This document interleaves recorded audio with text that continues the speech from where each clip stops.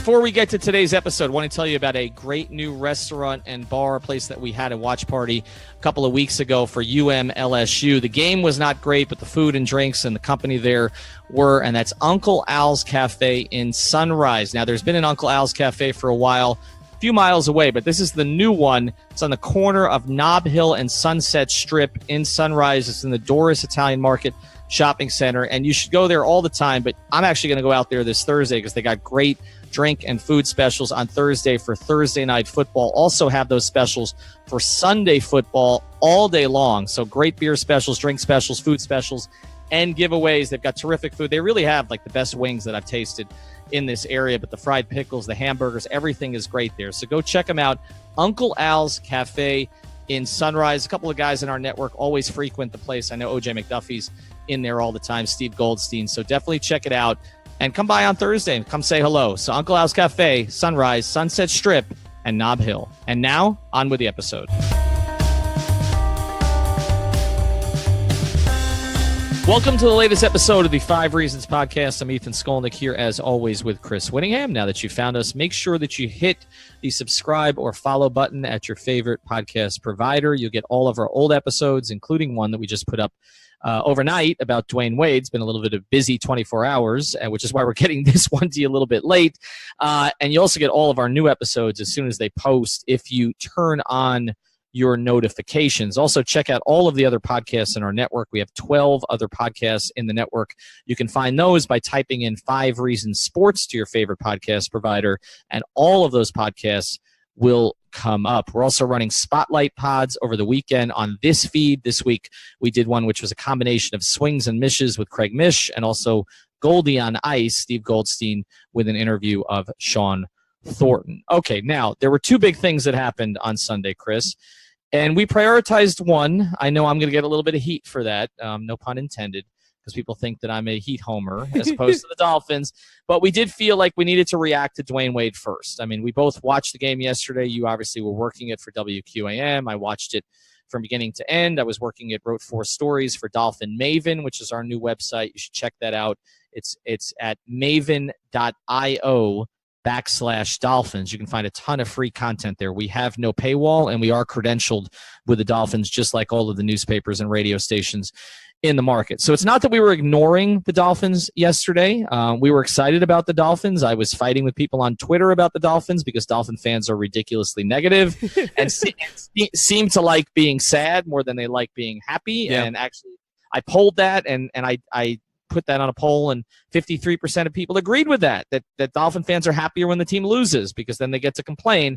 So it's not like we ignored the Dolphins, but we felt like we needed to handle Dwayne Wade. And then when I watched the nightly newscast last night, the local sports, they all led with Dwayne. And so it's just the way it is in this town. He's still the biggest star in this town. So let's transition to the Dolphins, Chris, and let's talk about 5 things that we think are sustainable and why we think Dolphin fans should breathe and be happy for a change, because and should drop their attitude and stop being so negative and stop being so cynical and just enjoy themselves. Just enjoy a 2-0 start when the Patriots are 1-1, when there are only 7 2-0 teams in the entire NFL. Your team is one of them. And as we talked about many times here on the podcast, the national media thought this was going to be the worst team in the league, right? Yeah. Okay. And Vegas had them at 6.5 wins, which I did go over at BetDSI. So you can check that out. Use our promo code Reason101 at BetDSI. You are financially incentivized to root for the Dolphins to be better. I'm down with this. Right. This is totally counter to what I did for about 20 years, but I am financially incentivized. But yes, they've been good. They've been good, Chris, and they've been good in a lot of the right ways, like ways that I think are sustainable. And we're going to talk about those today. We've broken them into 5 parts, and a couple of them are probably going to anger people. But look, I just don't get it, Chris. I don't understand.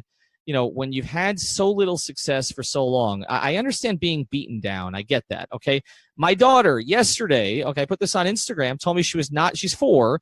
She told me she was rooting for the Jets because she's tired of the Dolphins. It took her 4 years of her life decide, okay, what I should have decided about 25 years ago. And so I mean, like one of the years of her life included a playoff appearance. Like, why is she so upset at the Dolphins? She just knows. She told me the games are too long, but and that's fair. true. Which is I mean, fair. last week it was 7 hours and 7 minutes. So yeah, the games are too long, and she wanted to watch Vampirina or Fancy Nancy, and I understand that desire that she has. But look, the reality is. The Dolphins are playing pretty good football right now, and people should feel good about that, and they should be taunting the national media members who basically looked at Landry, Sue, and Pouncey and said, oh, my God, what are they doing? Like, those three guys, those are their three most important players, not realizing that, one, Pouncey couldn't stay healthy and wasn't good in some areas last year when he played. Landry was a guy who required 120 targets and got you 8 yards a catch. And Sue, yes, Sue was a very effective player, but not a game-changing player, not worth the contract that they paid him. And they replaced those three guys with 4 or 5 players who fit better, who fit the modern NFL better, who fit Adam Gase better, who are cheaper. And you and I both like those acquisitions. 3 yards per carry, loved those acquisitions. I mean, those guys, look, they had them all at 10 or 9 wins. I mean, I had them at 7 or 8. So, look, yep. I mean, they were more optimistic than I was, but I didn't think they were going to be the worst team in football. And so before we get to the 5 points here, your general thoughts on the team so far. I think it's been really interesting to see the manner in which they've gone about these victories. And particularly, I look at it from a defensive point of view because I would say actually I was much more concerned about that side of the ball than the offense. And if you take out a special teams touchdown that Tennessee scored in week 1, they've only given up 25 points. And I was actually, and you say that obviously Ndamukong Suh did not have a defense-changing impact, but he was still a ridiculously good player. I think a much better player at what he did than Jarvis Landry was at he did. And I was concerned going into the season that the Dolphins were not going to be able to stop the run and that defensively they didn't really have anything that they were going to be good at. And yet for a second straight week, they generate multiple turnovers. And in the league right now, again, it's through 2 games, so you don't want to overreact too much. This is fascinating to me. They're 3rd in the league in opponent yards per rushing attempt. I would not have thought that, like last year, you look at the Dolphins in the major yards per play categories, yards per passing attempt, yards per rushing attempt, opponent yards per rushing attempt, and opponent yards per pass attempt. The Dolphins were in the bottom half of the league in every one of those categories. And for the Dolphins to be in the top 3 in opponent yards per rushing attempt, it's totally flooring to me in an offseason in which you give up Ndamukong Suh and a linebacking core that you don't really trust very much. And yet they have gotten the job done through 2 weeks against 2 rushing attacks that you went into the game pretty concerned about. Like Derrick Henry as a power rushing proposition going as a Dolphins defensive line that doesn't have any defensive tackles that you really trust yet. And then last week, the New York Jets had 2 rushers that had 10 carries and went over 60 yards in Crowell and Powell. They just ran through that Detroit Lions run defense, and the Dolphins have totally snuffed it out in consecutive weeks. So for me, my overall vantage point is that places where I thought the Dolphins were going to be weak, they've actually been strong. They were among the worst teams in the league last year in turnover margin, and this year they're one of the best. Like, it's a complete flip on the narrative going into the season in a lot of different areas. And the other point to be made here, and you're kind of making it with the Jets, is that the 2 teams they've beaten have won their other games. Yeah. So I mean, we could talk about the Titans, got beat up in that first game against the Dolphins and was a strange circumstance with all the delays. But the Titans look good yesterday, and the Jets look great in week 1. They look good with Blaine Gabbert at quarterback. Like, it's not like they had Marcus Mariota. They beat the Texans straight up with Blaine Gabbert at quarterback. And look, they have good players on that team, like that, as we talked about before that game. And so to win that game was critical to get off to a good start, and then to get a road win in the division and to do it the way they did it. Like, I'm not saying they're going to be 10-6 or 11-5, but this idea that they're going to collapse because they always do is just so Dolphin fan. And I don't know how, I guess I know how Dolphin fans got this way because, it kind of started in the early 2000s or the late 90s where, Jimmy's teams and Dave's teams would win 9, 10, 11 games, and it was never enough. And then the bottom finally fell out of it in a bunch of different circumstances. You've only really had 2 seasons, 2008 and 2016 that were any fun. And both of those seasons actually didn't start as well as this one did. Both of those seasons, that 2008 team, as we've talked about, Tony Sperano's team, started 1-3 before the Wildcat. And then the team that Gase had in 2016 did not start well either, right? That team was 1-4, right? So neither of those teams started well. So this team has started well. I know it's collapsed in the past. I understand that. But I do think that there are things that are sustainable. So let's go to part one here, Chris, and this is the one, obviously, that's the most controversial, and this is also the one that drives me the craziest. And I've written about this on Dolphin Maven. I do not understand why Ryan Tannehill is so polarizing. I just don't get it, other than that he plays that position. And some people will say, that's enough, okay, that's the issue here. He's been playing a position for 6 years. People are tired, 5 years, I guess 6 years with the team. People are tired of him. They kind of know what he is. And yes, there are things that you see that are frustrating, okay? He looked a little like John Beck on that one throw yesterday that ended up in the fumble. I'm not blaming him for the other one. That was Kilgore's fault. That's something else I want to talk about here because Daniel Kilgore can't snap. It's not just that one, Chris. Every shotgun snap was low. There were a couple of circumstances that I thought Tannehill had to adjust to the snap low, and it took him out of his rhythm. So that needs to get fixed. But if you look at Tannehill overall yesterday, he was efficient.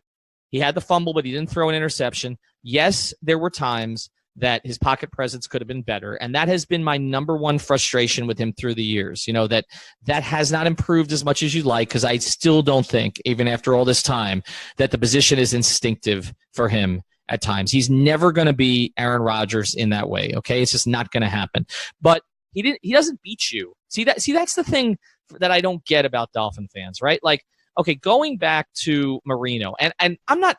Let's think of Marino's last few years. Okay, let's stop thinking of 1984. Okay, I covered the 97 through 99 teams that Jimmy was the coach. Okay, I was there every day. All right, I was at every road game. I was at every home game.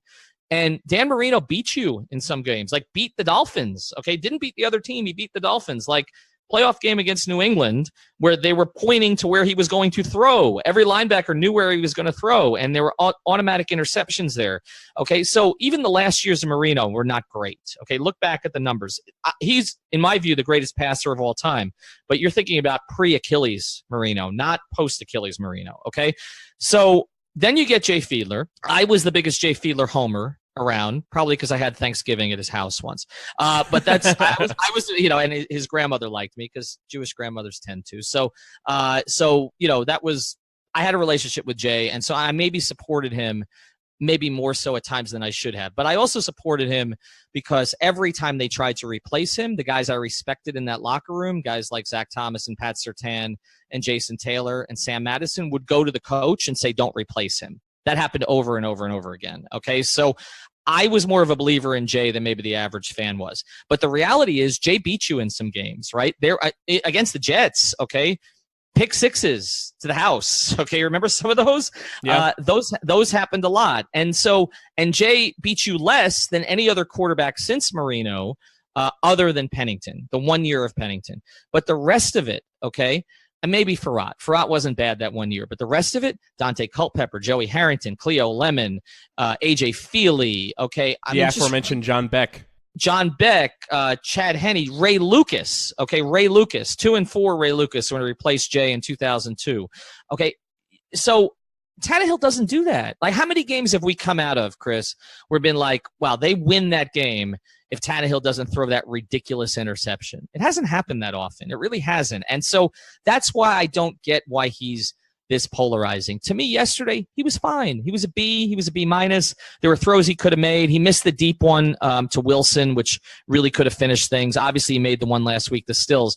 But to me, you can win with this Ryan Tannehill. If he just plays like he's played the first 2 weeks, that's fine. And I don't know why some fans, it's not just fans, there's media members I respect, Chris, okay? And I'm not going to name all of them, but there's media members we've had on this podcast who I respect, who have an agenda here. Like, it's just anytime he does anything wrong, there's the tweet.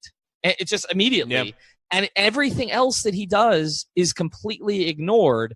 And at this point, if you're arguing that he's been a problem for the first 2 weeks, not that he hasn't been great, you can make that argument, but that he's been a problem for the first 2 weeks. If you're making that argument, you have an agenda.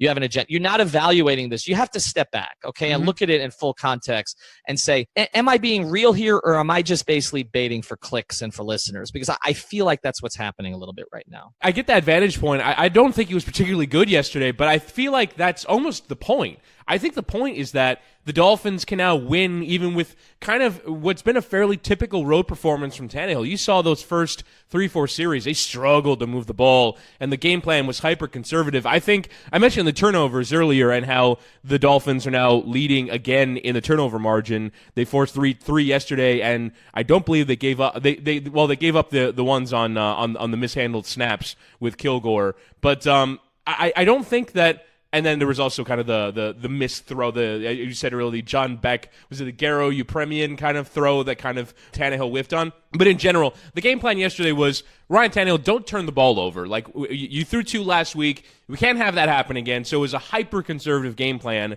But it was enough when you got the chances off turnovers, when you got the chances before the half with good field position. They did enough with Ryan Tannehill to score points, and he threw good touchdown passes to Darby and to Albert Wilson. But I do think that I do want to see more, and some of the more advanced studies to him were not as favorable. The ESPN QBR was pretty low. Pro Football Focus thought he had a pretty poor day. But the point is that you won anyway, and that's, to me, the point of quarterback play in the NFL is in a league in which Blake Bortles can beat the Patriots at home and be snaps away from getting to the Super Bowl, Nick Foles can win the damn thing. It's not just about the quarterback. The quarterback just needs to not kill you, and that's exactly the point that you made.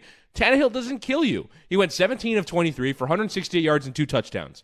Not a great day, a fairly pedestrian day. The Dolphins are towards the bottom of the league in yards per completion. But who gives a crap? Like, let's focus on how good this team is. It's not about individually the quarterback lifting you places. It's about how far does the roster take you. And you saw on that final drive, to me, and I was super encouraged by this, that Ryan Tannehill has the legs to still beat you with them. Like he can still run the ball. He had 8 carries for 44 yards. He had more rushing yards than Frank Gore did yesterday. Like, that was a very important part of what the Dolphins are trying to do. They were running a super heavy RPO zone read offense, and he is still a threat to pull it down. Like, he has traits and skill sets that help the Dolphins win games. Would you like to have Aaron Rodgers?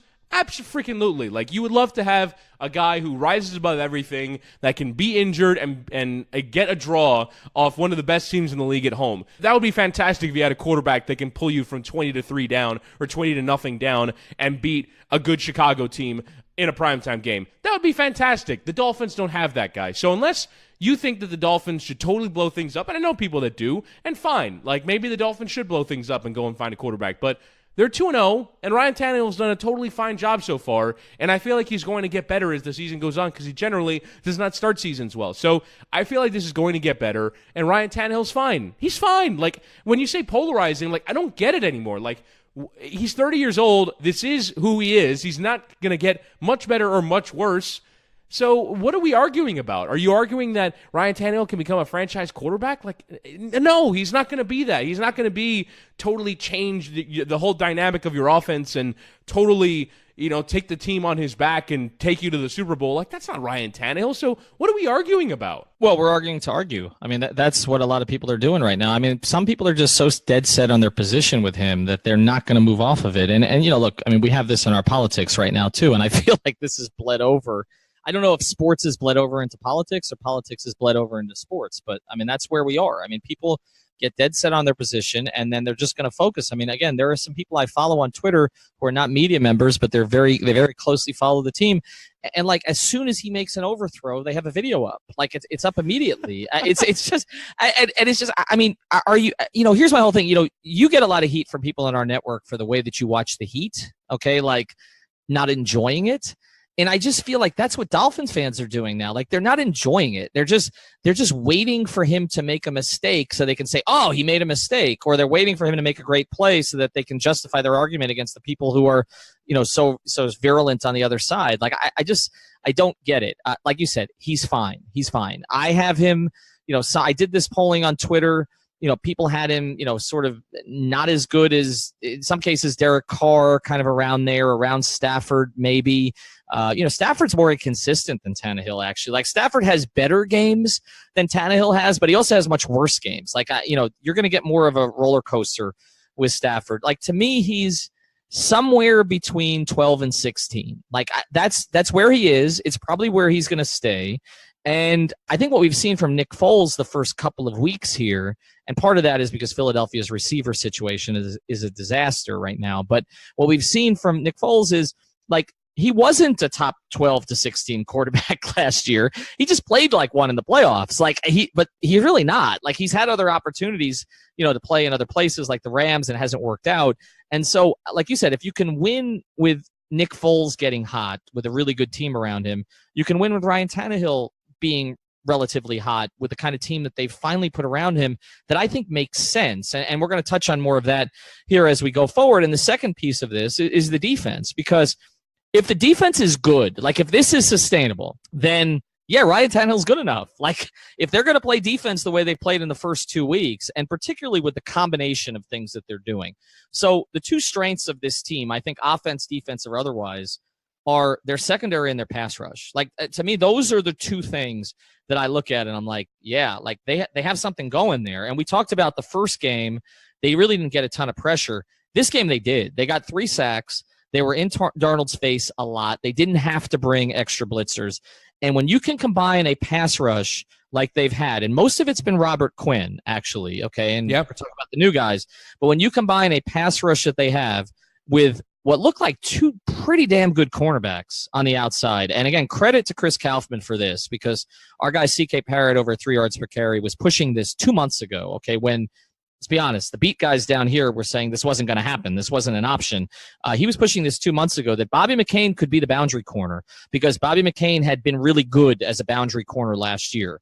And Bobby McCain's been really good, okay? The only 2 times he's really shown up to me is he's made plays. And Xavier Howard, not only has he basically locked down his guy each of the first 2 weeks and has done this now through about week 12 of last season, but he also had a critical play in the game, which was a toe-tapping interception on in the back of the end zone when that game looked like it was turning. So you're talking about a really good cornerback situation. 2 guys at safety that you feel great about, right? Like Rashad Jones made another huge play yesterday. Didn't get talked about as much. That stop at the 1 before the half, they won by 8. Okay.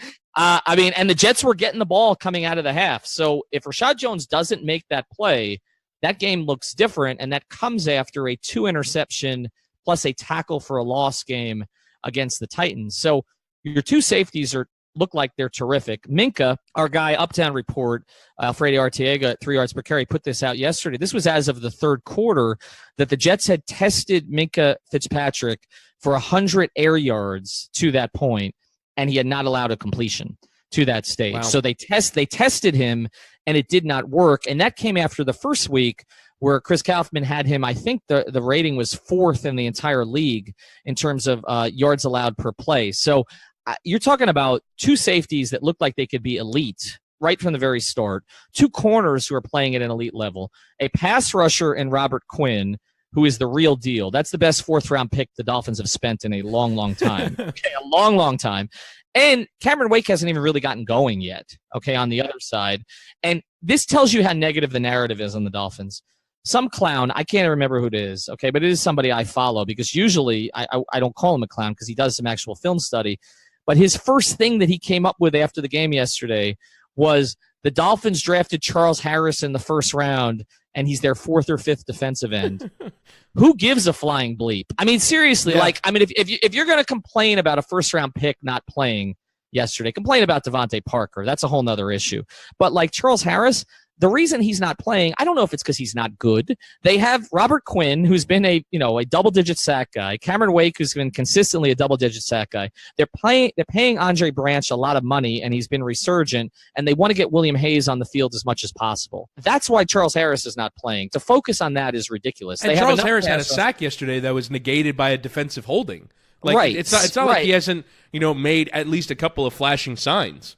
Right. So, again, I don't understand the negativity from the fan base, from the media, et cetera, because I see things on this defense, and I know you want to touch on this too. The linebackers, with the exception of Raekwon, who got obliterated by Powell on that catch, that was pretty awful. Took the wrong angle, then didn't recover.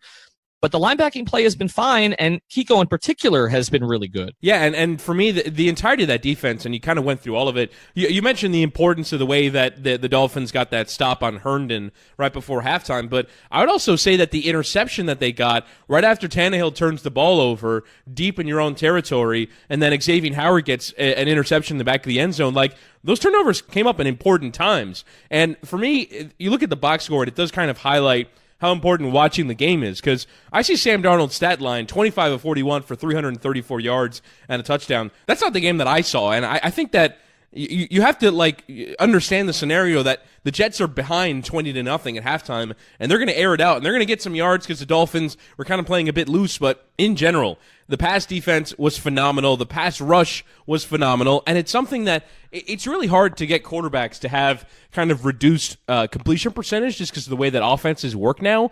But for a second straight week, the Dolphins have kept their opponent either at around 60% or below 60% when you factor in the Titans. So they've done really, for me, a terrific job of everything you'd want out of a modern NFL defense. They stop the run without committing too many resources. They're generating turnovers, and I'm just super optimistic about this defense right now when, again, I did not think we'd be in this position. I think the Dolphins, it's not like they're playing bottom of the league offenses. Like Tennessee, they've got some talented players, albeit without their offensive linemen right now. The Jets looked really good in week number 1, particularly in the run game. Isaiah Crowell, less than 3 yards a carry. Bilal Powell, 6 yards on 5 carries. Like, the run defense is everything you want it to be and more. And the secondary is an area where you're kind of looking around going, where are the standout players? Which of these young guys is going to step up? And it's been Bobby McCain, it's been Xavier Howard, it's been Minka Fitzpatrick, and Rashad Jones has looked like the Pro Bowler that he's always been. So I'm super encouraged by this defense right now going forward. And you look at sort of their upcoming opponent. Obviously, the Oakland Raiders are next. They blew a 19-point lead away from home yesterday against Denver, but that's another kind of short passing team. And you stop their power running game, and you're in a good position. So I'm super encouraged by a defense right now. And like you said, people just look for areas to be negative. And I don't think this defense right now through 2 weeks has shown you anything but positive signs about what their plan was. And this is something that we talked about as it relates to their offseason. It seems like they had a plan on defense to figure out where they're going to be. Now, it kind of took a detour because part of that plan was Cordray Tankersley playing boundary corner, but Bobby McCain, as you said, has done the job perfectly well. So I love the way that this defense has looked through 2 weeks. Well, and the other guy we didn't mention, the guy we were worried about in coverage was TJ McDonald, and he had a pick. Yep. So I mean, they got contributions from just about everybody. The Alonzo resurgence is the surprise to me because he was bad last year. And let's just be honest. We were talking about ways to try to cut him, and they couldn't. They probably would have cut him if it didn't cost them more to cut him than to keep him. He's had 2 really good weeks. He's made plays both weeks. He had, I think, 16 or 17 tackles yesterday. He was all over the place. And they weren't the kind of tackles that were 7-8 yards behind the line of scrimmage. I mean, he was making impact plays. So he's been good. Raekwon McMillan's got some work to do. That's clear. I still worry about their coverage, in the middle of their zones, particularly, against tight ends. I think that's an issue against backs. But for right now, it hasn't hurt them too badly. They've had a couple of plays in each game that you'd like to take back. This is the 5 Reasons Sports Network, Miami Sports on Demand. We now have 13 podcasts in the network posting roughly 15 times per week, all absolutely free. Find all of our shows on iTunes, Google Podcasts, or Podbean. Plus, become a member of our patron feed and you'll get even more fresh content. We are on Twitter, Instagram, Facebook, and YouTube. Here's some of what you missed last week on Ballscast. It's legitimately dreadful watching the Dolphins, man. Like, is it worth it to be a Dolphin fan? Like, this feels terrible. If you want to get involved as a sponsor or a contributor, reach out to us at number 5 Reasons Sports on Twitter. Don't forget to punch 5 Reasons in your search bar and then hit subscribe. All right, let's get to part 3 here, which, we've mentioned some of them, but the new guys and the plan. And Josh Sitton didn't play yesterday, and that was an issue.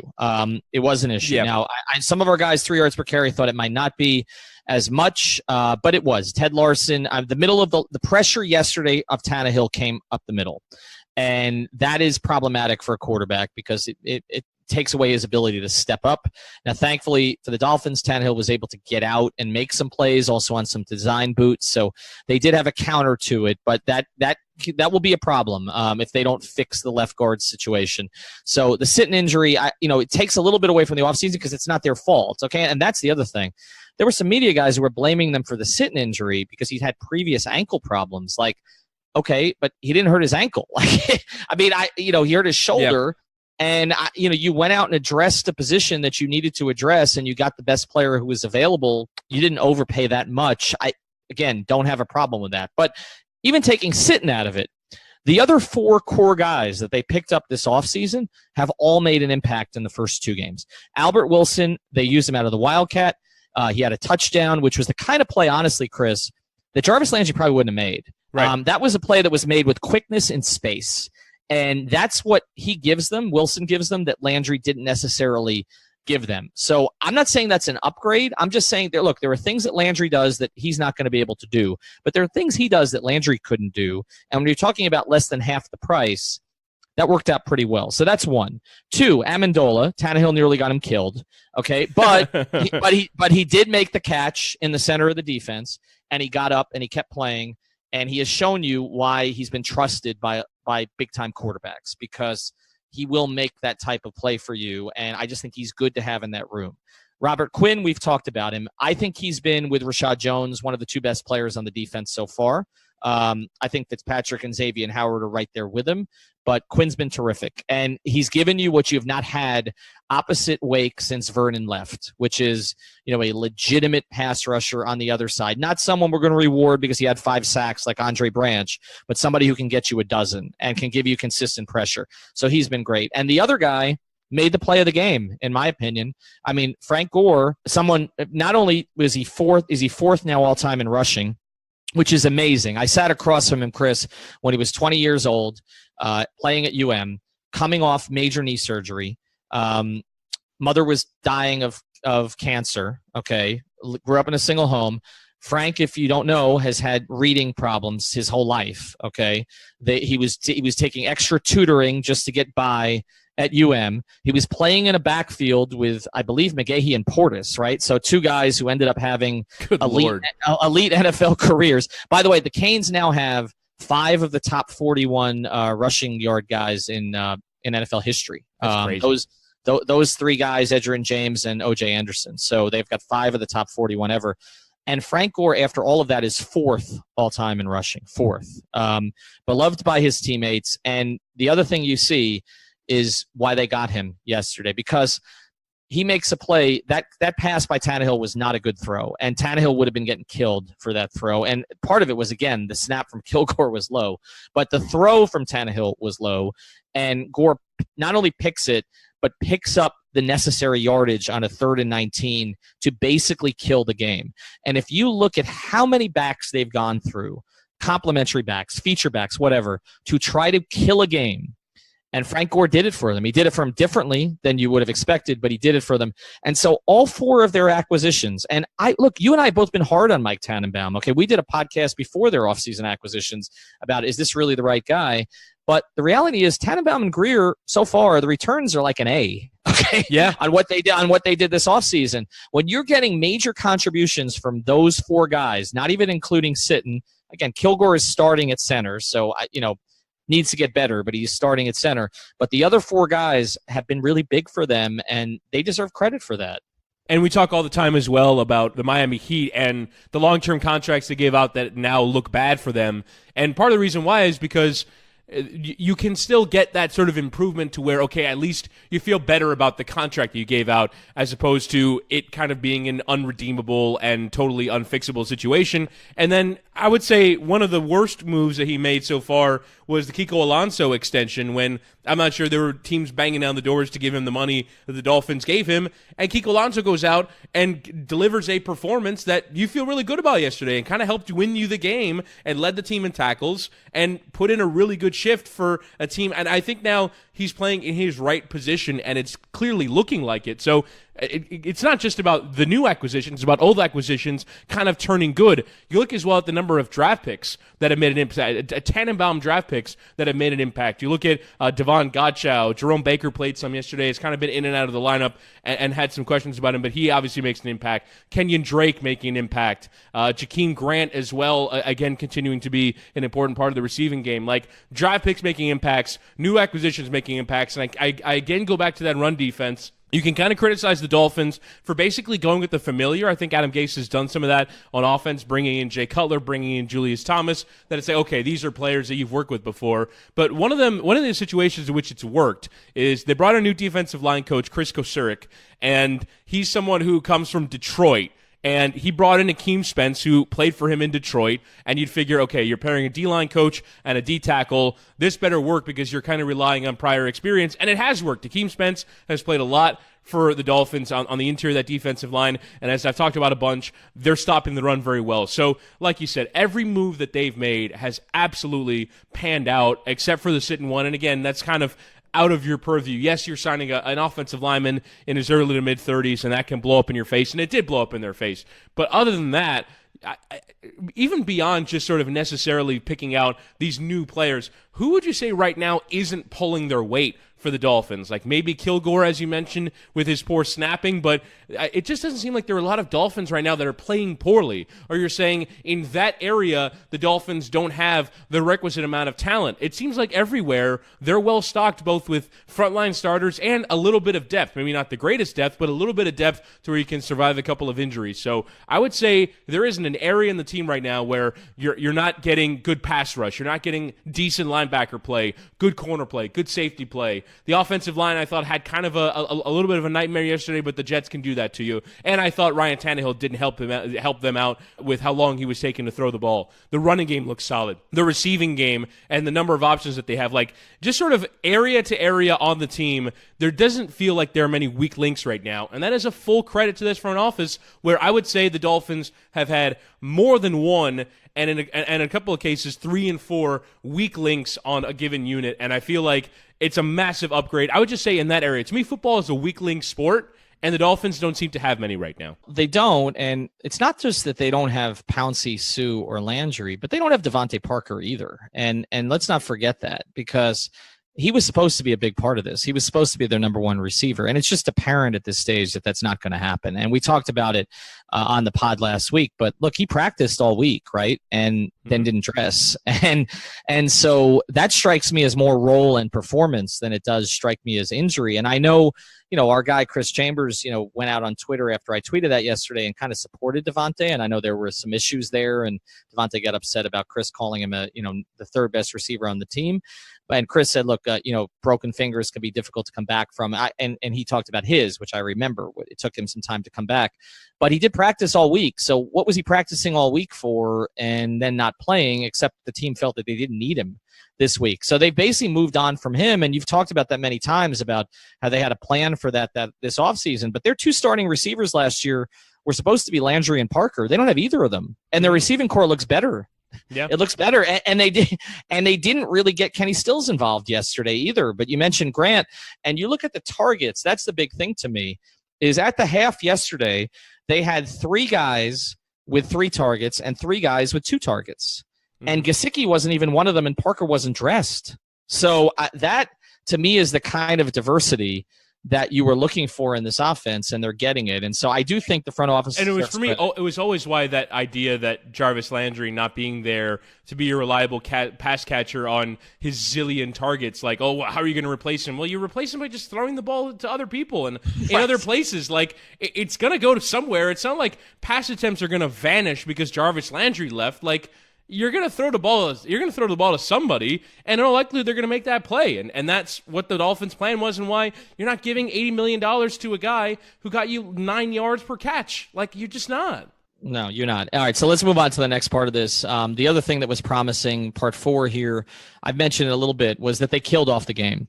Yeah. And they've only done that a couple of times that I really remember with Adam Gase, and it was Ajayi who did it. And yesterday, the way that they did it with about 6.5 minutes left, I've been tweeting, they need to get their backs involved in the passing game. Because to me, that when you look at pressure up the middle that they were getting, the receivers' kind of inability to get open down the field, which was a consistent thing. And I got to say, the CBS broadcast drove me crazy yesterday because it just did. Because, I mean, the one thing that you want to see is, why are the sacks happening, right? Or why is the pressure happening? And Tannehill was holding the ball, and they never once, okay, the really good crews will do this, okay? You'll see this on NBC. You'll see is down the field, you'll see what's happening. They never showed it. So if you're watching on television, if you're not at the game, you can't see it. But people who were at the game were saying that the Dolphin receivers were not getting open, okay, in a lot of those situations. The Jets had them pretty well blanketed. And so what the Dolphins did was they got their backs involved in the short passing game, and that was effective. First it was Drake, obviously the one to Gore. There was a pretty decent mix there. They made enough plays. Tannehill with the runs, those were critical in terms of extending drives. And for a team that has had trouble staying on the field and converting third downs, the ability to continually do that during that drive, to stay on the field and to end it when you had an 8-point lead where you didn't even need to kick the field goal, right? Like that you didn't even need to put yourself up by more than one score was impressive, and that's the kind of thing that you need to do on the road. So that was another positive that I took out of yesterday. I agree, and the Tannehill running portion of it for me is massive because it does kind of show that even though he's coming off of multiple knee injuries and you don't want to put him in too many bad situations to perhaps re-injure that, Adam Gase still trusts him to run the ball. And you saw, and we talked about sort of when you think about Ryan Tannehill's knee and the fact that he hadn't played in close to 2 years, it's when he's running, right? And when he's got to fall or when he's going to slide or when he's kind of bent in an awkward direction. I think the fact also that he has the athleticism and the speed to finish off those runs and get to the corner before the linebacker does, or get in ahead of the corner to try and reach for that first down marker. He did it multiple times yesterday to a fair amount of success, and I don't think the Jets were really prepared for how much the Dolphins are going to be comfortable running the ball with Ryan Tannehill, and it absolutely came off. And those are huge in killing off the game. And like you said, you're playing on the road. Offensively, I don't think it was the best performance, and I thought that there were areas that they could certainly improve. But most importantly is that you got the job done, and yes, you didn't score a single point in the second half, but you got the ball with 6 minutes left to play. And how many times do we see the Dolphins not able to do anything with it? And you mentioned Frank Gore making the play. Like, it doesn't have to be Ryan Tannehill making an incredible play. It doesn't have to be, the Dolphins flying down the field and all of a sudden, being this juggernaut that, is unstoppable. Like, sometimes it is one player making a play that you otherwise wouldn't have expected, whether it's Frank Gore making a catch or Ryan Tannehill making a run. They got the ball with 6 minutes left, and the Jets never touched it again. That is a fact. That is just so important to winning games away from home. The Dolphins have generally, there were 6-10 going in yesterday in the Adam Gase era in games on the road, 6-11 if you want to include the playoff game against Pittsburgh. They have generally not been good on the road, and that's how you kill off games on the road. And for all the talk about, okay, maybe it could have been better, or here were some things that I saw that weren't great, you got a road win against a division rival, against a team that probably had the best week one of any team in the NFL. You got the job done, and no matter the manner in which you did it, it's huge, and the fact that you're able to do it in a way that really inspires confidence for me is massive going forward. All right, and let's look ahead now in part 5 to go forward to the Raiders. And the other thing that I took out of that game yesterday, and I think you did too, is that there are still things they can clean up, and to me that's a positive at this stage. When you're getting enough guys who are playing well, you're 2-0, you've got a road win, you've got a division win, you've got 2 conference wins. The Patriots lose a game to the Jaguars yesterday and look like, and again, I never overreact to the Patriots early in the season because Belichick doesn't even put everything in until game 5, 6, or 7. He likes his players to master things in the first few games.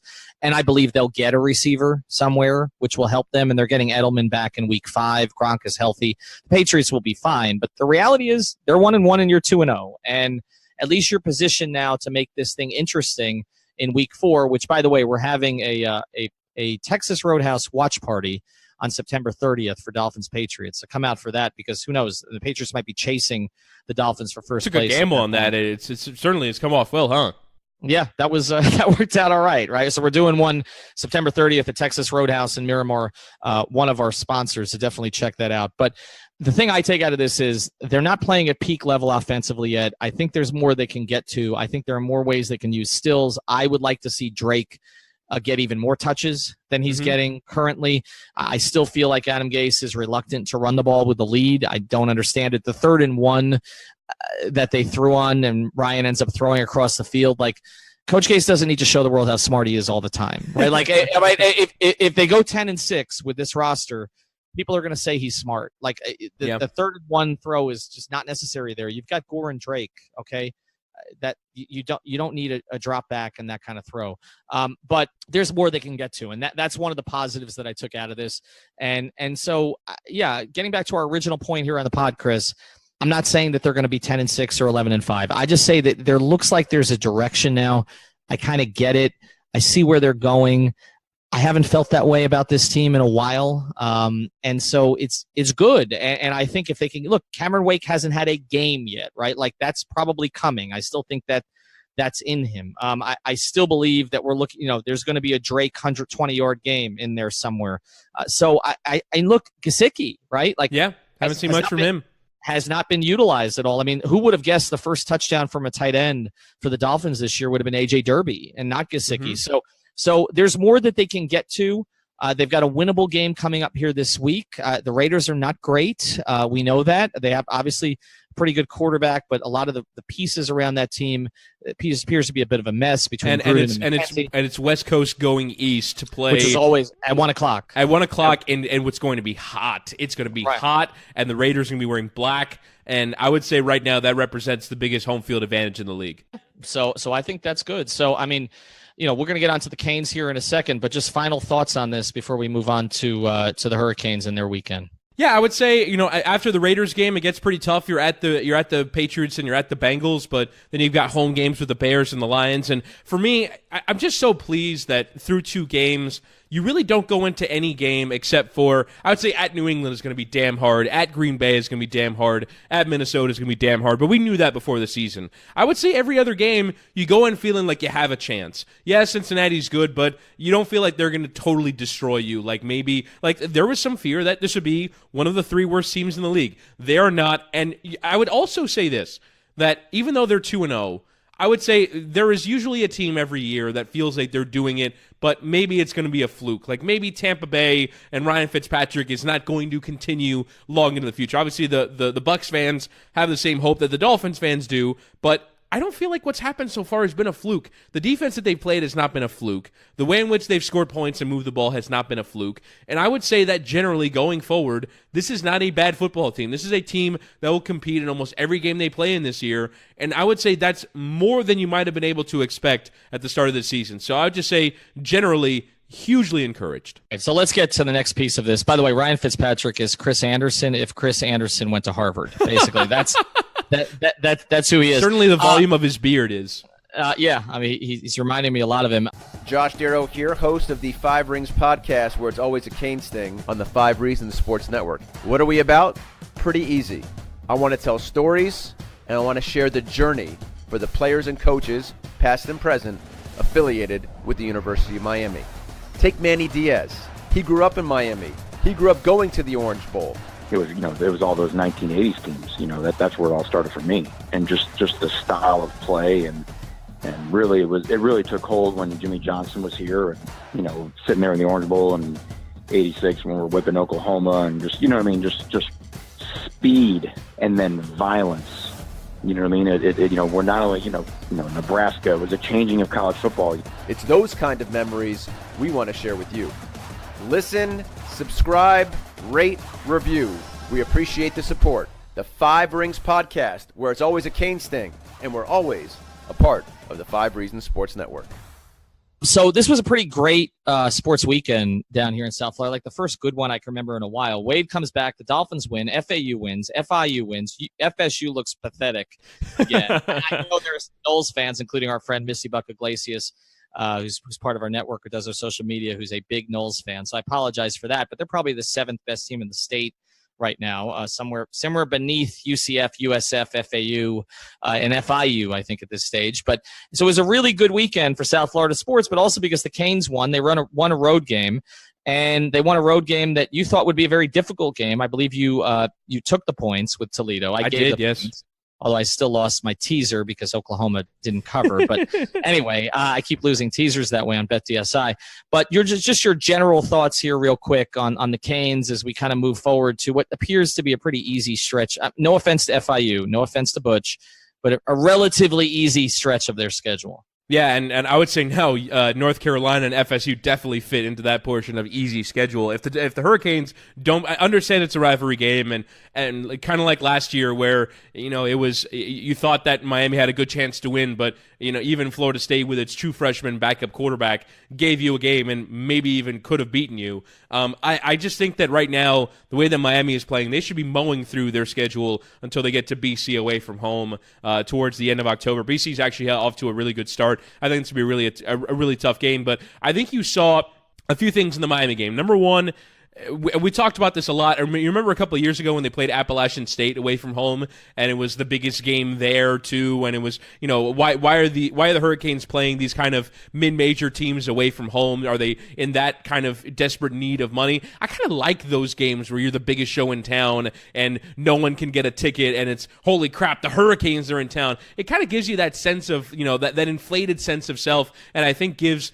the Hurricanes team that sort of feeling like, oh yeah, we're a big show wherever we go, and we have to start acting like it. And I would say that the other positive thing is how well they ran the ball. The fact that they kind of discovered DJ Dallas as, really for me, he's their number one running back. As much as Travis Homer did a job last year in filling in for Mark Walton, DJ Dallas is their number one running back, and I hope that they kind of discovered that yesterday. They're still going to use everyone, but it's DJ Dallas. And Malik Rozier, I think, played the kind of game that sort of is on the high end of what Malik Rozier can give you. Completing some passes downfield, running the ball very well. I would say he is much more a running quarterback than a passing quarterback at this point. And I wonder if Mark Richt for these big games is going to adjust to, we're going to be 65, 70% run and maybe take a shot every once in a while, which Malik Rozier is good at. I enjoyed the sort of post-game banter with him, using the finger over the mouth emoji and saying it wasn't just for Toledo. Obviously, at the the Savannah State game,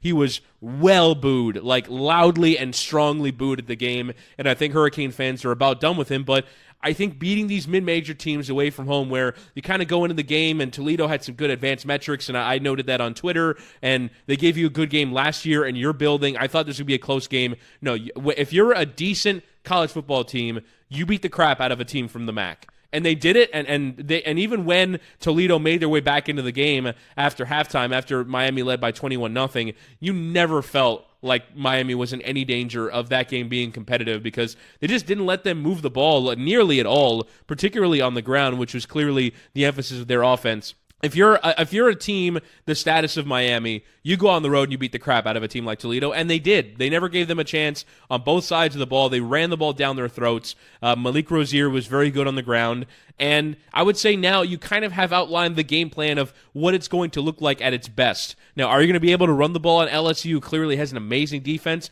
It's going to be damn hard, but that's the way that they're going to win football games. Yeah, and like I said, just be happy about it, that they're moving in the right direction. I mean, I don't know that we're going to know how good they are until they play Virginia Tech, honestly, looking at their schedule. Like, I feel like that's what it's setting up as, but it doesn't matter. I mean, it's been so dry down here in South Florida in terms of really competitive teams that if you can get, look, if they pound FSU, which should happen at this stage. I was looking at FSU's schedule, man. They may not win 3 games. I mean, they really might not. I mean, Taggart may not. He's probably going to survive the season and probably beyond, I believe, because he's got that ridiculous buyout. And that's a topic for another day, but I just do not understand why public universities in this country, when tuition is as expensive as it is, okay, when there's so many other things you're trying to fund, why public universities give out these contracts that it's not just the money, it's the buyouts. It's like you can't get out of them. You're paying these guys forever. And that is, again, that's a public university, FSU. It's not like Miami. Miami makes a decision. It's Miami's decision.